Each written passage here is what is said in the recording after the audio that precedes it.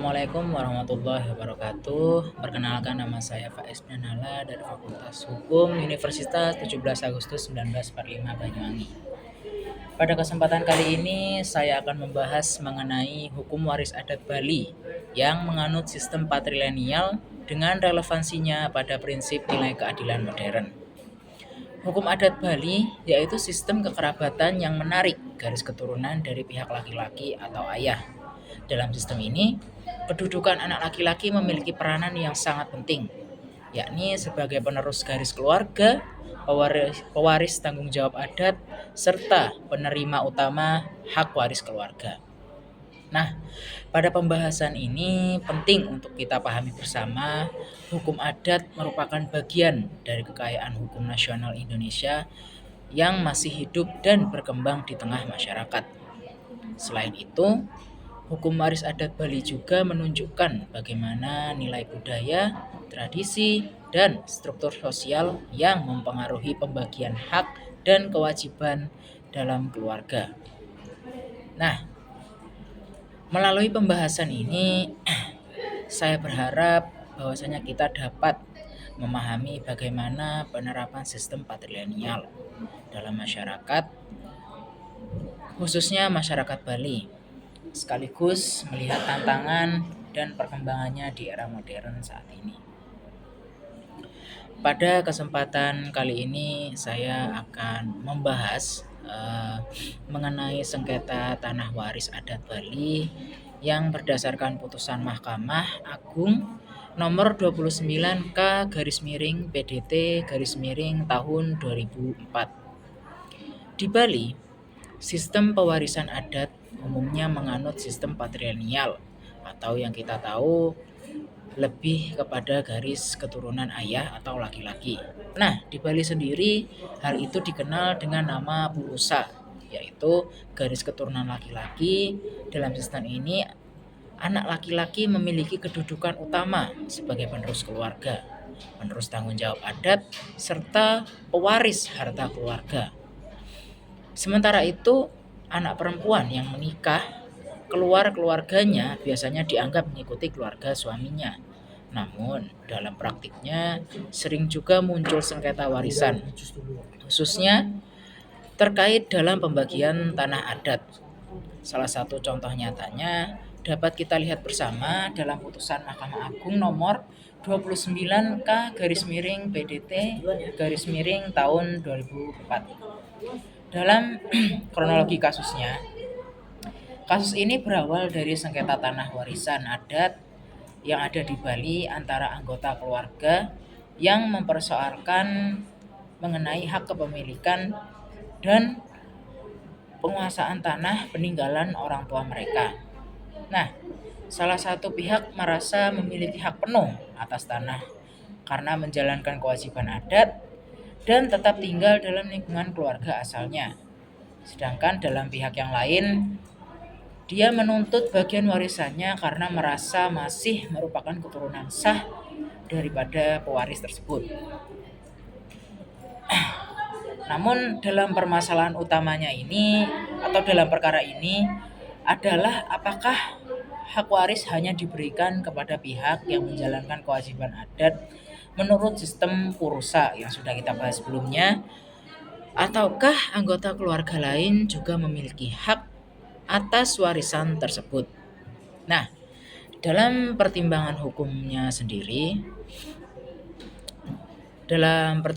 sendiri hakim melihat bahwa hukum adat Bali memang mengutamakan garis keturunan laki-laki atau ayah yang sudah kita bahas sebelumnya, yakni yang dikenal di Bali sebagai sistem purusa. Namun akan tetapi hakim juga mempertimbangkan rasa keadilan, hubungan kekeluargaan, serta fakta penguasaan tanah yang secara nyata. Mahkamah Agung menilai bahwasanya hukum adat itu tidak boleh diterapkan secara kaku apabila dia menimbulkan ketidakadilan. Karena itu, penyelesaian sengketa tidak hanya melihat aturan adat semata, tapi juga memperhatikan asas keadilan dan kepastian hukum. Selain itu, dalam hukum nasional kita juga mempelajari untuk bahwasanya hukum itu harus terdapat asas keadilan, kepastian hukum, dan kemanfaatan hukum. Dalam analisis kasus dari putusan ini dapat dianalisa bahwasanya terdapat benturan antara hukum adat dengan perkembangan nilai keadilan modern.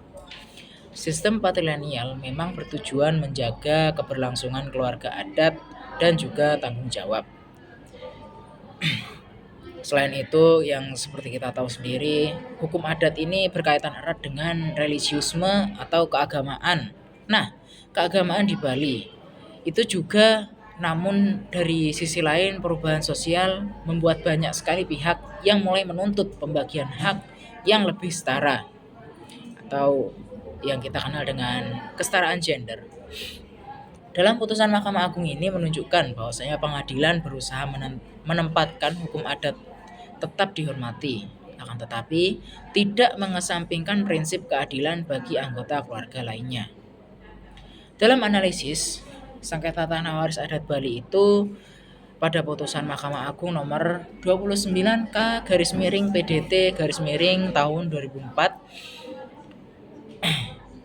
Namun dari pendapat para ahli hukum adat juga dapat digunakan untuk memperkuat pembahasannya, khususnya mengenai sistem waris patrilineal yang ada di Bali.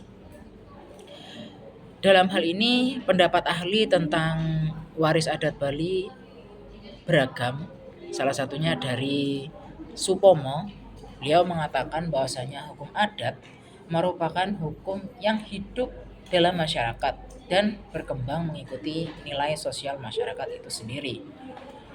Di dalam hukum adat Bali, sistem pewarisan bersifat patrilineal, yaitu hak dan kewajiban keluarga itu diwariskan melalui garis keturunan laki-laki atau ayah yang dikenal dengan purusa.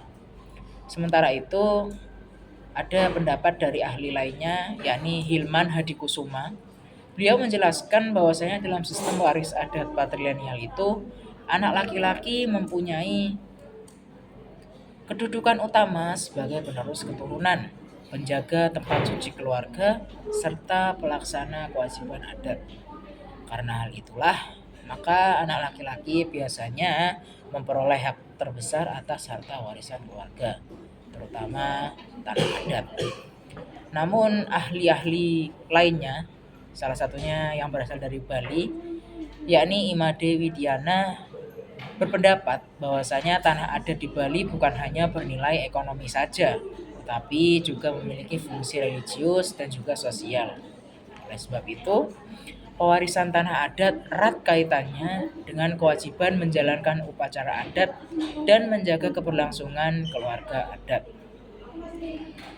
Ada juga pendapat dari Terhar, hak waris dalam hukum adat. Beliau mengatakan bahwasanya hak waris dalam hukum adat itu tidak hanya didasarkan kepada hubungan darah saja, tetapi juga pada keikutsertaan seseorang dalam kehidupan dan juga tanggung jawab keluarga adat. Artinya, pihak yang aktif menjalankan kewajiban adat seringkali dipandang lebih berhak atas warisan tersebut. Nah, kaitannya dengan putusan MA nomor 29K garis miring PDT garis miring tahun 2004. Pendapat para ahli tersebut relevan dengan putusan Mahkamah Agung nomor 29K garis miring PDT garis miring tahun 2004, yakni karena hakim mempertimbangkan dua hal sekaligus. Yang pertama, kedudukan hukum adat Bali yang menganut sistem purusa atau patrilineal. Yang kedua, prinsip keadilan dan kenyataan sosial di dalam keluarga. Hakim itu tidak hanya menilai berdasarkan hukum adat yang kaku saja, namun dia juga melihat siapa keturunan laki-laki, tapi juga mempertimbangkan penguasaan tanah, tanggung jawab adatnya, dan rasa keadilan bagi para pihak yang bersengketa. Kesimpulan daripada pendapat para ahli ini mengatakan bahwasanya dapat disimpulkan kalau hukum adat Bali ini sistemnya masih tidak bisa dibawa ke prinsip keadilan yang lebih modern karena lebih menguntungkan laki-laki.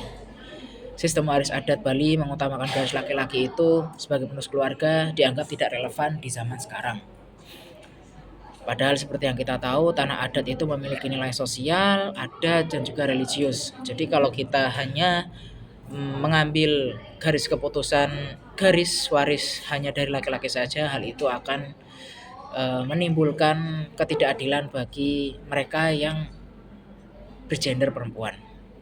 Dalam praktik peradilan sendiri, hukum adat tetap diterapkan, tetapi harus disesuaikan dengan asas keadilan masyarakat modern.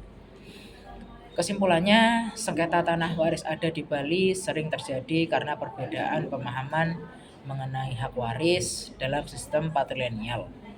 Namun, dalam putusan Mahkamah Agung nomor 29K/PDT/2004 menjadi contoh bahwa hakim tidak hanya berpegang pada adat secara mutlak, tetapi juga mempertimbangkan keadilan sosial dalam masyarakat modern. Baik, cukup sekian dari saya. Adapun referensi yang saya gunakan dalam presentasi kali ini, saya menggunakan buku Pokok-pokok Hukum Adat yang ditulis oleh Profesor Bushar Muhammad SH dan juga buku Hukum dan Perubahan Sosial karangan dari Profesor Dr. Sajipto Raharjo SH. Baik, sekian dari saya Faiz Danala.